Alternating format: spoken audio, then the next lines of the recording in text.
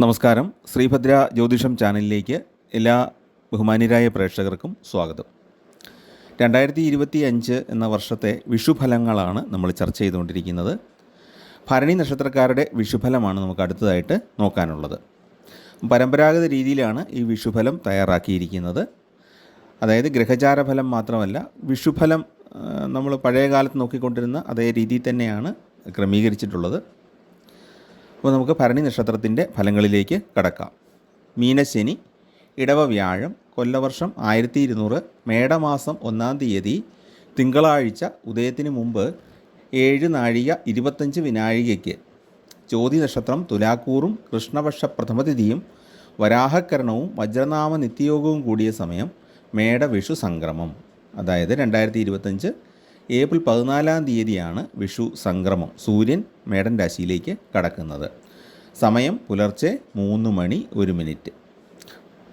പുലർച്ചെ 3:21. അതാണ് 7:25 ഉദയാൽ പൂർവ്വം എന്ന് നമ്മൾ പറയുന്നത്, അതായത് ഉദിക്കുന്നതിന് മുമ്പ്. അപ്പോൾ ഏപ്രിൽ 13-ാം തീയതി രാത്രി അവസാനിക്കുന്നതിന് മുമ്പാണ് വിഷു സംക്രമം നടക്കുന്നത്. പക്ഷേ നമ്മൾ 1-ാം തീയതിയായിട്ട് ഏപ്രിൽ 14-ാം തീയതിയാണ് എടുക്കുന്നത്. നമ്മൾ വിഷുഫലം പറയുമ്പോൾ അതിൻ്റെ പരമ്പരാഗത രീതി അനുസരിച്ച് വിഷു സംക്രമം നടക്കുന്ന നക്ഷത്രം അടിസ്ഥാനമാക്കിയും വിഷു സംക്രമം നടക്കുന്ന കരണം ഏതാണ് എന്ന് നോക്കിയുമാണ് ഫലം പറയുന്നത്. ഈ കരണം എന്ന് പറയുന്നത് ഒരു തിഥിയുടെ പകുതിയാണ് കരണം എന്ന് പറയുന്നത്. ഗണിതം സൂക്ഷ്മമാക്കാൻ വേണ്ടിയിട്ടുള്ള ഒരു കാര്യമാണ്. പിന്നെ അതിന് ഒരുപാട് പ്രത്യേകത ഉള്ള ഫലവുമുണ്ട് കേട്ടോ, ഏത് കരണത്തിലാണ് ഈ സംക്രമം സംഭവിക്കുന്നത് എന്നുള്ളതനുസരിച്ച്. അപ്പോൾ അതിനെ അടിസ്ഥാനപ്പെടുത്തി നമുക്ക് ഫലങ്ങൾ നോക്കാം. അപ്പോൾ ഈ നക്ഷത്രങ്ങളെ പല വിഭാഗം എന്ന് പറഞ്ഞാൽ 6 വിഭാഗമായിട്ട് തിരിച്ചാണ് നമ്മൾ വിഷുഫലം പ്രാഥമികമായിട്ട് പറയുന്നത്. ആദിശൂലം, മധ്യശൂലം, അന്ത്യശൂലം, ആദിഷട്കം, മധ്യഷട്കം, അന്ത്യഷട്കം. ഇങ്ങനെ 6 വിഭാഗങ്ങളിലായിട്ടാണ് നക്ഷത്രങ്ങളെ ക്രമീകരിച്ചിട്ടുള്ളത്. അതായത് വിഷു സംക്രമം നടക്കുന്ന നക്ഷത്രത്തെ ആസ്പദമാക്കിയാണ് ഈ നക്ഷത്ര ക്രമീകരണം നടത്തിയിട്ടുള്ളത്. എന്നിട്ടാണ് ഫലം പറയുന്നത്. അതിൽ ഭരണി നക്ഷത്രം എന്ന് പറയുന്നത് മധ്യഷട്ക നക്ഷത്രമാണ്. ഈ വർഷത്തെ വിഷുഫലം കൊണ്ട് മധ്യഷട്ക നക്ഷത്രമായിട്ടാണ് വരുന്നത്. മധ്യഷട്ക നക്ഷത്രക്കാർക്ക് ഈ വർഷം സാമാന്യം അനുകൂലമായ വിഷുഫലമാണ് ഉള്ളത്. അതായത് ആ നക്ഷത്രത്തിൻ്റെ പ്രത്യേകത കൊണ്ട് ഈ വർഷത്തെ വിഷു സംക്രമം അടിസ്ഥാനമായിട്ട് ചിന്തിക്കുമ്പോൾ അവർക്ക് അല്പം സാമ്പത്തിക നേട്ടവും സൽകീർത്തിയും ഉണ്ടാകാൻ യോഗമുണ്ട്. വർഷമധ്യത്തിന് ശേഷം സാമ്പത്തിക വിഷമതകൾ അനുഭവിക്കാനും യോഗം ഉണ്ട്. പക്ഷേ പൊതുവേ നോക്കുമ്പോൾ കർമ്മരംഗത്ത് ഗുണം ലഭിക്കാൻ യോഗമുണ്ട്. വിദേശവാസം ആഗ്രഹിക്കുന്നവർക്ക് ഈ വർഷം ആഗ്രഹസാഫല്യം ഉണ്ടാകുന്നതാണ്. ബിസിനസ്സിലും കലാരംഗത്തും ഗുണകരമായ മാറ്റങ്ങൾ അനുഭവപ്പെടും. പക്ഷേ ഭരണി നക്ഷത്ര ജാതരുടെ വിശദമായ ഫലം നോക്കുമ്പോൾ ഈ വർഷം ശാരീരിക അധ്വാനം വർദ്ധിക്കുന്നതായിട്ടാണ് വിഷുഫലം കാണിക്കുന്നത്. വർഷമധ്യം കഴിയുമ്പോൾ ചില പ്രതിസന്ധികളൊക്കെ ഉണ്ടാകാം. ബന്ധുജനങ്ങളുമായിട്ട് അഭിപ്രായ വ്യത്യാസം ഉണ്ടാകാൻ സാധ്യതയുണ്ട്. വാഹനം മുഖേന ദോഷാനുഭവങ്ങൾ ഉണ്ടാകാം. പിന്നെ നമ്മൾ ചെയ്യുന്ന പ്രവൃത്തിക്ക് തക്ക പ്രതിഫലം ലഭിക്കാതെയോ ആത്മാർത്ഥമായ പ്രവൃത്തിക്ക് അംഗീകാരം ലഭിക്കാതെയോ ഒക്കെ വന്നേക്കാം. ഇത് നമുക്ക് മനോവിഷമം ഉണ്ടാക്കാൻ സാധ്യതയുണ്ട്.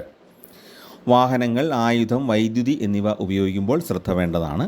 ധനം ചെലവഴിക്കുമ്പോൾ നന്നായിട്ട് ശ്രദ്ധിക്കേണ്ടതാണ്. പലവിധ മേഖലകളിൽ പ്രവർത്തിക്കേണ്ടതായിട്ട് വരും. ആരോഗ്യവും നന്നായിട്ട് ശ്രദ്ധിക്കേണ്ട സമയമാണ്. ഇതാണ് നക്ഷത്രം കൊണ്ടുള്ള വിഷുഫലം. ഇനി നമുക്ക് ആ വിഷുഫലത്തിൽ നോക്കുന്ന ആയം, വ്യയം എന്നിവ നോക്കാം. അതായത് നമ്മുടെ വരവും ചെലവും തമ്മിലുള്ള അന്തരം കണക്കാക്കുന്നതാണ് ആയം, വ്യയം എന്ന് പറയുന്നത്. അപ്പോൾ മേട രാശിയിൽ ആണ് ഭരണി നക്ഷത്രം വരുന്നത്. അപ്പോൾ മേടൻ രാശിയുടെ ആയം എന്ന് പറയുന്നത് 2, വ്യയം എന്ന് പറയുന്നത് 14. അപ്പോൾ ആയം കുറവും വ്യയം കൂടുതലുമാണ്. അപ്പോൾ ഭരണി നക്ഷത്രത്തിൻ്റെ കന്തായ ഫലം നോക്കുമ്പോൾ 0, 0, 1 എന്നിങ്ങനെയാണ് വരുന്നത്. ഈ ആയം കുറവും വ്യയം കൂടുതലുമാകുമ്പം ചിലവ് വർദ്ധിച്ചിരിക്കും, വരവിനേക്കാൾ ചിലവ് കൂടിയിരിക്കും.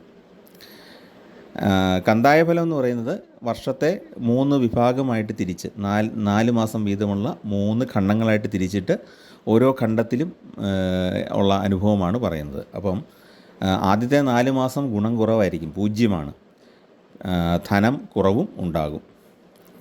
പിന്നെ ചിങ്ങം മുതൽ 4 മാസങ്ങൾ, ഈ ആദ്യത്തെ 4 മാസം എന്ന് പറഞ്ഞാൽ മേടം മുതലുള്ള 4 മാസം, മേടം, ഇടവം, മിഥുനം, കർക്കിടകം, അതാണ് ധനം കുറവും ഗുണം കുറവും ഉണ്ടാകുന്നത്. പിന്നെയും 0 അടുത്തത്. അപ്പം ചിങ്ങം, കന്നി, തുലാം, വൃശ്ചികം ആ മാസങ്ങളിലും ഈ ധനം ബ്ലോക്ക് എന്ന് പറയത്തില്ല, നമുക്ക് ഒരു മതിയാകാതെ വരിക, ധനം മതിയാകാതെ വരുന്ന അവസ്ഥ. പിന്നെ ധനു മുതൽ 4 മാസങ്ങൾ സാമാന്യം ഗുണകരമാണ്. വലിയൊരു സാമ്പത്തിക നേട്ടം ഉണ്ടാകാൻ സാധ്യതയില്ല. പക്ഷേ നക്ഷത്രഫലം കൊണ്ട് പറഞ്ഞ കുറേ നേട്ടങ്ങളുണ്ടല്ലോ, അത് ജാതകത്തിലെ ഫലം കൂടെ ചേർത്ത് ചിന്തിക്കുമ്പോൾ കുറേയൊക്കെ അനുഭവവേദ്യമാകും, കുറേയൊക്കെ മാറിപ്പോവുകയും ചെയ്യും. എല്ലാവർക്കും ഒരുപോലെ ആയിരിക്കില്ല ഈ വിഷുഫലം അനുഭവപ്പെടുന്നത്.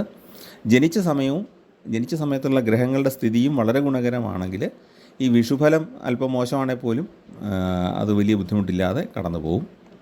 തിരിച്ച് വിഷുഫലം എത്ര മെച്ചമാണെങ്കിലും ജാതകത്തിലെ ഗുണങ്ങളില്ലെങ്കിൽ ഈ വിഷുഫലത്തിൻ്റെ ഗുണങ്ങൾ പൂർണ്ണമായിട്ടും നമുക്ക് അനുഭവിക്കാൻ പറ്റുകയുമില്ല.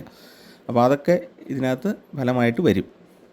എങ്കിലും നമുക്ക് പൊതുവായിട്ടുള്ള കാര്യങ്ങളാണ് പറഞ്ഞു പോകുന്നത്. അപ്പോൾ ഞാൻ പറഞ്ഞത് എല്ലാവർക്കും ഒരുപോലെ ആയിരിക്കില്ല ഈ ഫലങ്ങൾ അനുഭവപ്പെടുന്നത്, പൊതുഫലങ്ങളെല്ലാം ഒരുപോലെ ആയിരിക്കും. ഇനി ചന്ദ്രരാശിയെ അടിസ്ഥാനമാക്കിയിട്ടുള്ള ഗ്രഹാവസ്ഥ നോക്കുമ്പോൾ, അതായത് ജന്മക്കൂറിനെ അടിസ്ഥാനപ്പെടുത്തി നോക്കുമ്പോൾ, ഭരണി നക്ഷത്രക്കാർക്ക് 7.5 ശനിയുടെ തുടക്കവും വ്യാഴം 2-ലും 3-ലും 4-ലും അതിനുശേഷം തിരിച്ച് വ്യാഴം 3-ലുമായിട്ട് സഞ്ചരിക്കുന്ന അതിചാരം എന്ന് പറയുന്ന അവസ്ഥയുമാണ് ഈ വർഷം ഉണ്ടാകുന്നത്. ഈ അതിചാരത്തിൽ വ്യാഴം സഞ്ചരിക്കുമ്പോൾ പല പല പ്രയാസങ്ങൾ ഭൂമിയിലും നമുക്കും കാലാവസ്ഥയിലുമൊക്കെ ഉണ്ടാകും എന്നാണ് പ്രമാണം. അപ്പോൾ ഈ 3-ാം ഭാവത്തിലും 4-ാം ഭാവത്തിലും വ്യാഴം സഞ്ചരിക്കുന്ന സമയത്ത് അതിന് ഫലദാനശേഷി വളരെ കുറവായിരിക്കും. രാഹു ആണെങ്കിൽ വർഷമധ്യത്തോടെ 11-ലേക്ക് വരും, അത് കുറച്ച് ഗുണങ്ങൾ ചെയ്യും. പക്ഷേ കേതു 5-ലേക്ക് വരുന്നത് ഭരണി നക്ഷത്രക്കാർക്ക് അത്ര ഗുണകരമല്ല, സന്താനങ്ങൾക്ക് പ്രയാസങ്ങൾ ഉണ്ടാകാം. പിന്നെ മറ്റൊന്ന്, വേണ്ടത്ര ചിന്തിക്കാതെ ചെയ്യുന്ന പ്രവൃത്തികൾ നഷ്ടത്തിലേക്കോ അപമാനത്തിലേക്കോ നയിക്കാനും സാധ്യതയുണ്ട്. അപ്പോൾ സൂക്ഷിച്ച് വേണം കാര്യങ്ങൾ ചെയ്യാനായിട്ട്. ഭരണി നക്ഷത്രക്കാർ ദേവീപ്രീതി വരുത്തുന്നത് ദോഷപരിഹാരത്തിന് ഉത്തമമാണ്. ഭരണി നക്ഷത്രക്കാർ പ്രധാനമായിട്ടും ദേവീപ്രീതിയാണ് വരുത്തേണ്ടത്.